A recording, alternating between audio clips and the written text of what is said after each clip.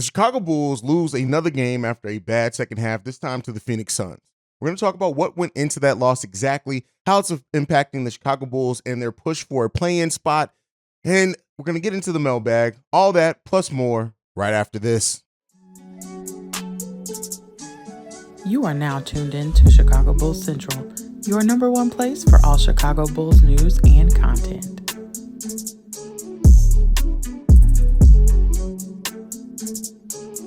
All right, Bulls fans, welcome to another episode of Chicago Bulls Central, your number one spot for everything Chicago Bulls related. I'm the host here, Hayes. You can follow me right off the top at CEO Hayes. Now let's get into it. So the Bulls lost to the Phoenix Suns yesterday, and there's a couple of things that went into this loss that are indicative of why it's important that AK and Eversley pick a path, and more importantly, try to modernize the offense and just the team overall during this summer. When you look at the three-point discrepancy for the Chicago Bulls, there was one point in the game yesterday in which the Phoenix Suns had more makes than the Chicago Bulls had attempts from the three-point line. And as we've talked about before, it just two is less than three.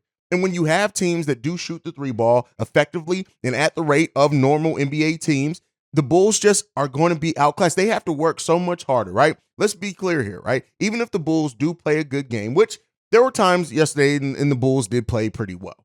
But when the other team is shooting more threes than you, you have to work that much harder just to match the number of points that you get. At that point, trading basket for basket, you're going to lose. And that's what this team gets into sometimes. And so the Suns doubled the Bulls' attempts from yesterday. The Suns went 20 of 47, where the Bulls went 7 of 23.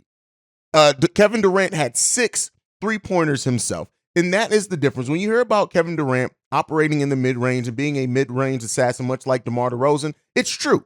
But the difference is that Kevin Durant does have the ability and will shoot threes, especially if that's what the offense gives them.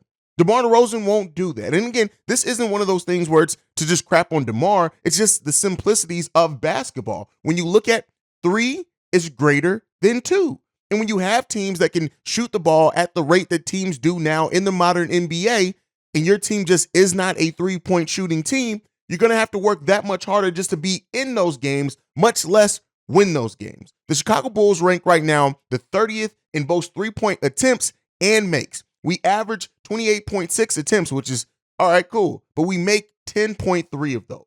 And so that's well less than 50%. And when you look at the number of 3-point shots other teams are making around the league, the Bulls just can't measure up. And that's going to be the biggest thing and biggest issue with this Bulls team. And that's why we need to make some changes with this roster in the offseason. That's why I keep saying, regardless of what happens this season for the Chicago Bulls, if they finish strong, if they don't finish strong, if they win the play-in, don't make the play-in, it does not change the work that AK and Eversley need to do to modernize this offense. When you look at it as well, the defense of it, just period. Kevin Durant moved the ball to where he wanted to. When the Bulls defense did have good stretches and they tried to trap Kevin Durant moved the ball to the open teammate, allowing Devin Booker to finish with 35 points, Josh Okogie to finish with 25 points, and he made 5 3-pointers. And the offensive rebounds, again, hurt the Bulls. The Phoenix Suns grabbed 13 offensive rebounds and then scored 20 points off offensive rebounds. And second chance points is getting caught out of possession. It's all those things. So when you look at just the Bulls offense and where it stands now, and I know a lot of people, well, Vooch needs to be, Vooch can't just be in the paint, at least on the offensive side, because that's where DeMar DeRozan operates. And this is why I said you have to make a change. And for everyone is like, well, let's just get a defensive center in there. Yeah, that's going to still clog up the lane even more. The offense right now that the Bulls have to run by the makeup of this roster is not going to be successful in this NBA. They may win some games. Hell, they may go on a play-in push. They may get hot and go on some stretches. But at the end of the day, it's not going to be fruitful or be successful in the long run because our offense just is not a modern offense in the NBA. And that's what it is. And when you look now as where the Bulls sit, they sit now 2 full games outside of the play-in picture, and we only have 18 games left to play. So it's, listen, the Bulls have a tall test in front of them if they still want or are hoping to go on this magical play-in playoff push that they've talked about. The DeMar DeRozan, Zach LaVine, they've talked about every game needing to be a game 7 for this team. And we're just not seeing that. And we're not seeing it. That's just the realities of it. We are not seeing that this team is not matching those words with their play out there. And like I said, this is not to say that they didn't show some heart. They absolutely showed some heart. I don't want to act like they came out in this game and this was just one of those games where they just didn't give anything. They showed some heart in this game, and I do commend them for the level of heart that they're able to give even when they're losing big games. But at the end of the day, like this offense, this team as it's currently operating is just not going to be successful. It's not. And that's what I said on the post-game show last night. It's just not going to be. Now, again, before people get to typing, that's not to say that this team needs to blow it all up. It's not. But this team does need to pick a direction. This team needs to modernize the offense. This team also needs to empower their younger players. And when you look at it, that's one of the biggest issues with this team right now, is that they live in two worlds. And there is a world in which the Chicago Bulls could have been a bad team the last two seasons, but Io, Kobe, Patrick Williams, Dalen Terry this season are getting minutes and developing in meaningful ways that then pay off in the long run. Right now, we have a 33, 34-year-old player that is not going to be on this team whenever we reach our peak. It's not. And for the people that are like, oh no, let's keep DeMar and build around DeMar. No, you don't build around a 34-year-old player when you're this far away from contending. It'd be different if the Chicago Bulls were one player, two players away. We are a roster away. We are a roster and a coach away from being anywhere near contendership. And just the realities of the situation is that we are not going to be any closer to competing in DeMar DeRozan's timeline of being in the NBA. We're not. And then even when you look at DeMar, averaging less points per possession this year, his field goal percentage is worse in the fourth quarter than what it was last year. The things that made DeMar DeRozan great last season have not been happening at the same rate for the Chicago Bulls this season. But we got a voicemail on that. I'll wait to get in that into a minute. But that's kind of my thoughts on the game. You guys can let me know what you think down below. Let's get into the next topic. So yesterday we got word that the Bulls did convert Carlik Jones to a full NBA contract. And this goes in line with what I was kind of alluding to when I did the video after Goran Dragic was waived. And reportedly the Bucks are interested in him, which shout out to Goran Dragic. He deserves to go on the playoff rush. He deserves to be on a championship level team. This team ain't it. But Carlik Jones, the Bulls basically do another cost saving measure.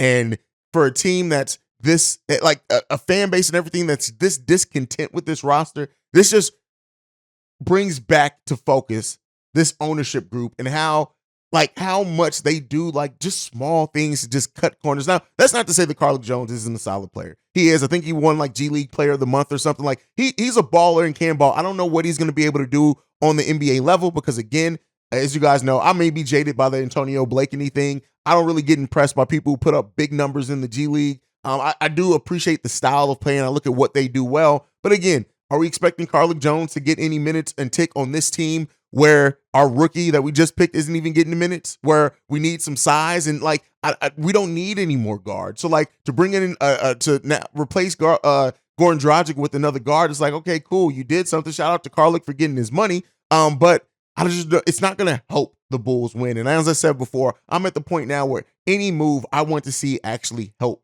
the Bulls win. So, that's my thoughts on the Carlik Jones signing. The Bulls have the Pacers, I believe, on Sunday. So we'll be back in tune with that game, and hopefully the Bulls can play much better in that game. But again, the Bulls have a tall test in front of them, and we'll preview that game in tomorrow's daily episode. But at the end of the day, the Bulls have a tough road ahead. And from now to the end of the month is probably the most difficult stretch left of the season. How they come out of this is how they come out of it. Like I said, I don't really think anything changes in the long run for what needs to happen this offseason. But the Bulls, they play again on Sunday. Let's hope that they use this day off to really kind of look at themselves internally and figure out what the hell is going on.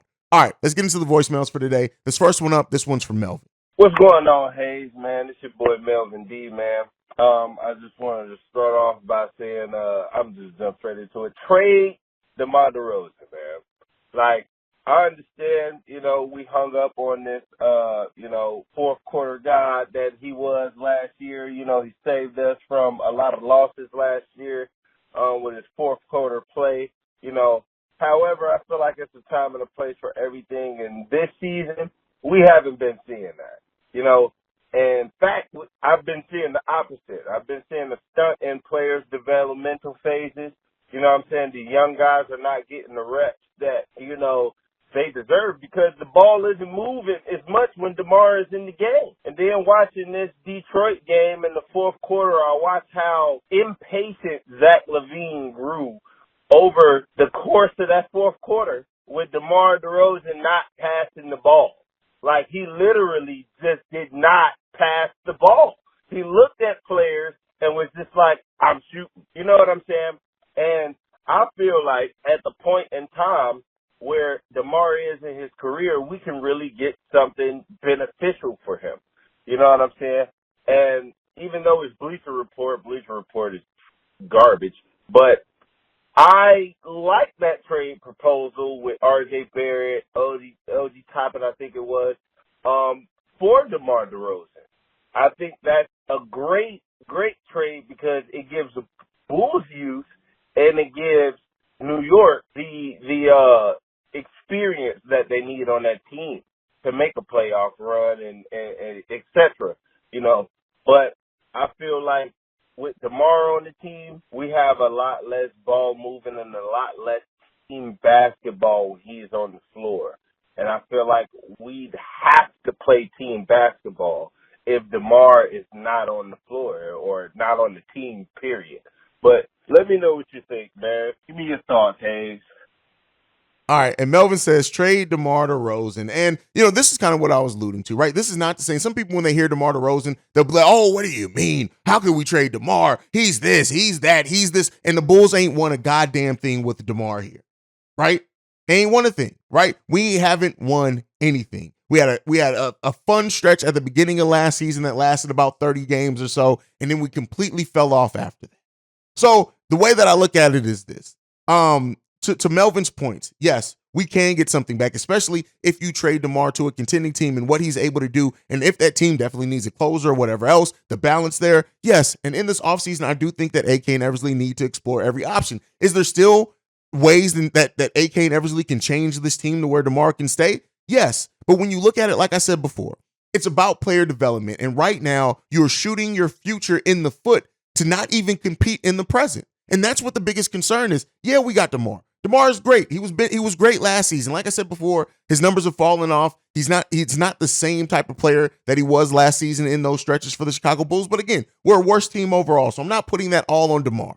But when you look at it, it's this. Like, this team isn't doing much with DeMar. Now, you could say they're not doing much with Zach either, but again, if you're making your decision, it's not even necessarily between one or the other. Much like with the Utah Jazz, many people thought you were going to have to choose Rudy Gobert or Donovan Mitchell, and they end up trading both of them. I'm not saying that the Bulls have to move off of both of them in one season, and I'm not saying that they're going to. But when you're looking at future projections and you're trying to build your team, having a modern 3-level scorer in Zach LaVine that is still 26, 27 years old, that is a better piece to keep, regardless of the money. I know people are going to get, but he's a max level player. The money is the money.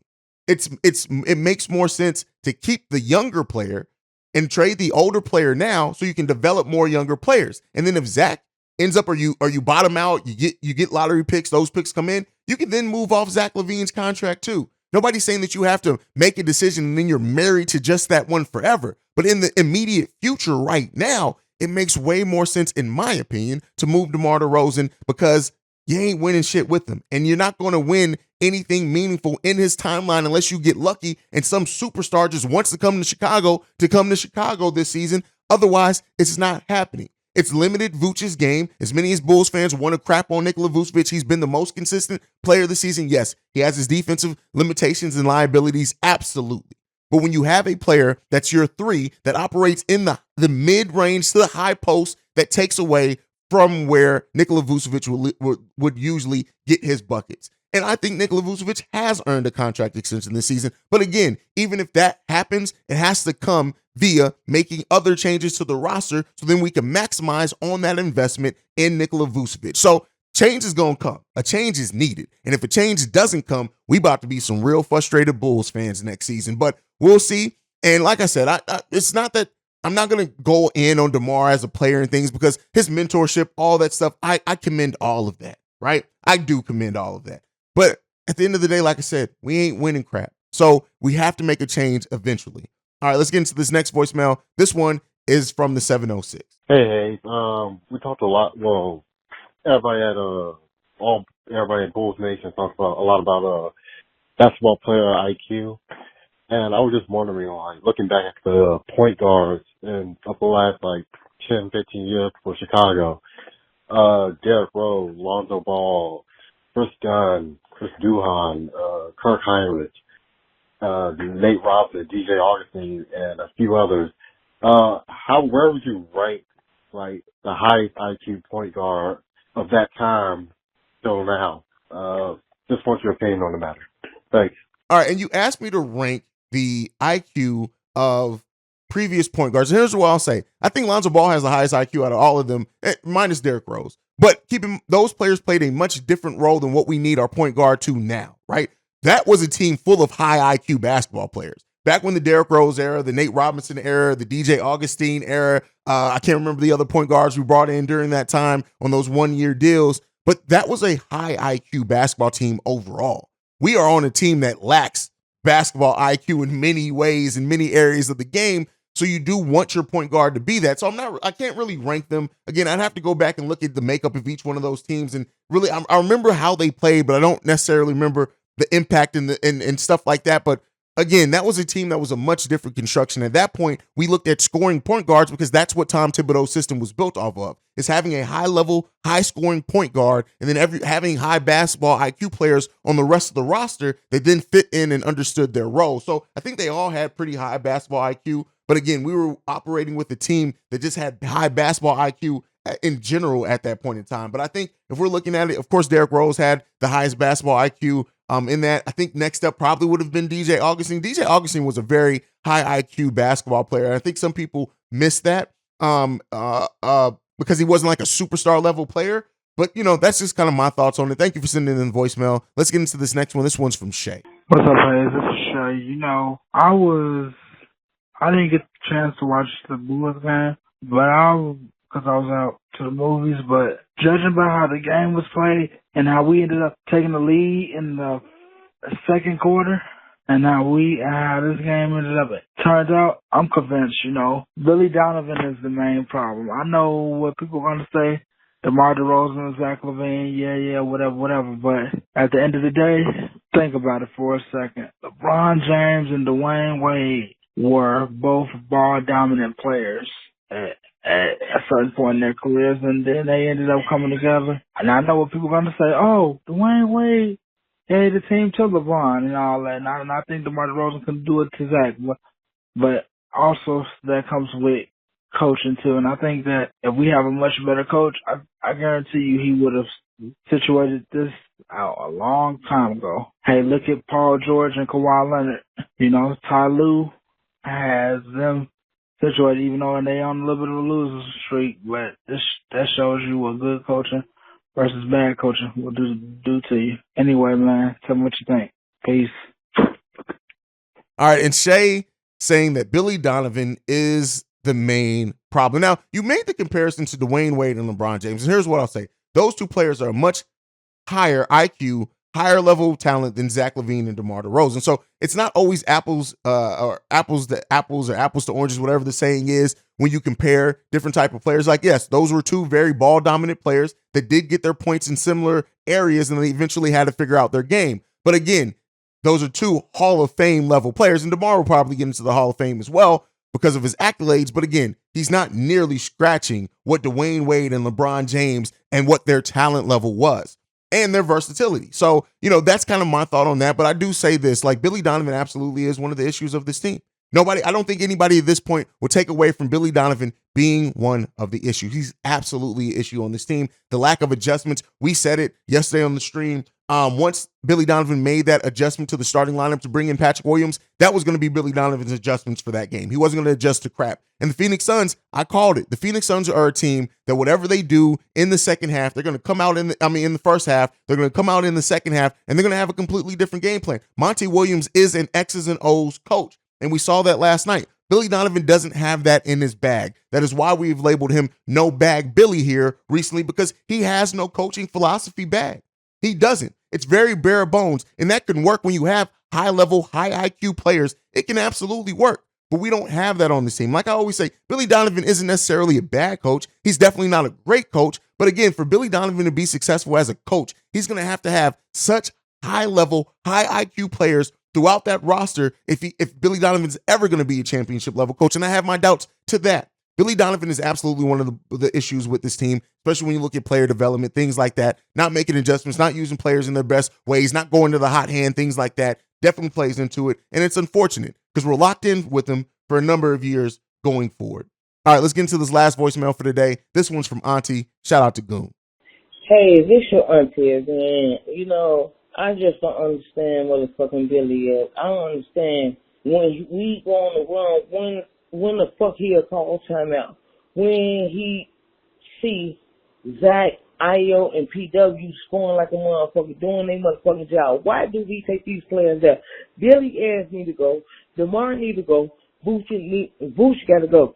I'm sorry, Hayes. This shit don't even make no motherfucking sense. Kobe White, PW, Io, and Zach they can do so much, bro. They can do so much. Patrick Beverly, he can do so much. It's like, the team, Billy talking to their ass, they walking past Billy and not giving a fuck. They don't have no respect for him. They not listen to the coach. Coach not listen to the coach. I don't listen. Hayes, I don't know what the fuck is wrong with this team. I thought we was missing our piece. I thought we found that piece that come with Patrick Beverly. Patrick Beverly could do so fucking much. And Patrick Beverly is like, he can't take no motherfucking more. Zach LaVine, he couldn't take no motherfucking more. I don't understand when this team go realize we got 18 to 17 to 19 games left. When the fuck y'all go come to a motherfucking identity? Y'all try to confuse us and do an identity for 3 motherfucking days when Patrick Beverly came out of the All-Star. That shit not going to work. Ain't nobody playing games. Game time is over. Y'all don't do y'all motherfucking shit. Y'all go home with Alonzo Ball. Either y'all play motherfucking right, at least get y'all ass in the play-in, win the play-in tournament, and try to get y'all ass back in the postseason. If y'all motherfucking don't, y'all go right home with Alonzo Ball watching this shit on TV, talk about what the fuck y'all should do. Y'all some goofball Jamal, clowns without motherfucking makeup. I'm sick of this team. This team is retarded. This team is motherfucking bipolar. Billy don't know what to do with this team. Zach don't know what to do with this team. I can't even understand. This shit is just crazy, bro. Like, Billy just don't know what the fuck to do. Mr. Beverly shouldn't have to tell you what the fuck to do. You is the fucking coach, bro. I don't understand you, Billy. You got to go. AK, you need to go. Mark, you need to go. Booch and DeMar. All you bitches need to go and start over. I hope when the offseason get here, Alonzo Ball get well and we got a whole demeanor. Because this demeanor right here, this identity right here is not motherfucking working. This shit, these motherfuckers standing around, we can't get Fred break because motherfuckers standing around, they all want to cut, they jogging, when they get fouled, they complaining to the motherfucking refs, they just doing bipolar ass shit. This shit don't even make sense no more. This is Chicago bullshit. Billy Donovan is not helping. That's just what it boils down to. He's not helping.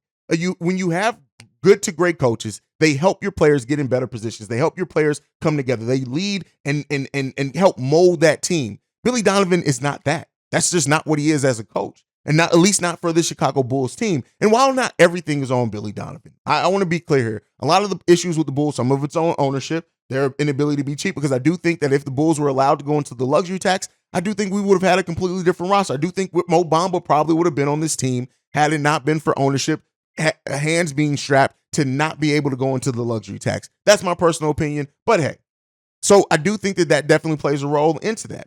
I look at the players as well, like just not executing and not for a long part. Now Zach LaVine's coming along, but not playing to the level that we expected them to. The lack of the development from other players as well.